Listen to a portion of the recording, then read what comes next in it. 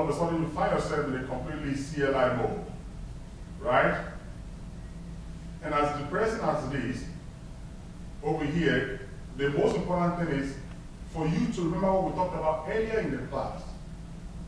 Remember that earlier in the class, we talked about the function of each of these main directory on Linux, right? Correct? Hello? I don't remember that day, I don't but remember doing that. yeah. Well, I remember that. I mean, I've done it enough. Yeah, because I remember the lost and found and a We couple of other talked ones. about each function of these directories. You know, this is your configuration file. This is your static binary file. This is your user. This is your root. This is your temporary folder. Your lost and find folders, right? Folder that knows their parent. Right. Right? Okay. This is your mount point, your library file, your home directory, your device.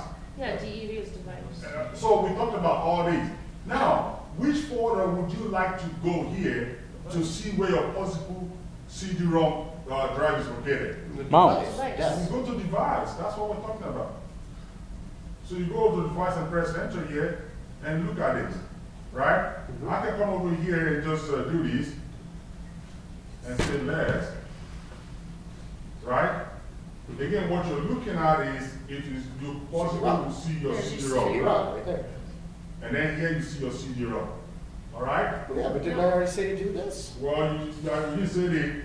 I didn't hear it, even if you say I it. said you do mount / dev / CD-ROM space / MMT / CD-ROM. Why would you do it? Like I just said. Why would you? Okay, the reason why you wouldn't do that, first of all, I'll tell you. You don't want to mount it. As a matter of fact, the reality is that CD-ROM is not in most Linux machine. Most Linux machine doesn't even have that there. For a lot of some Linux machine, you have to go to a directory called media. Okay. I mean, okay, flip over here right now. You come over to this machine, okay, let me go down to my root directory phone. Here we are over here. That one's media. See, this one is media. So, if you guess and you get it right, to me you didn't get it. I didn't get You gotta have reasons, right? You have to go check it before you start mounting it, right? That tells me there's a reason why you did it. You're not just guessing. Does it make any sense?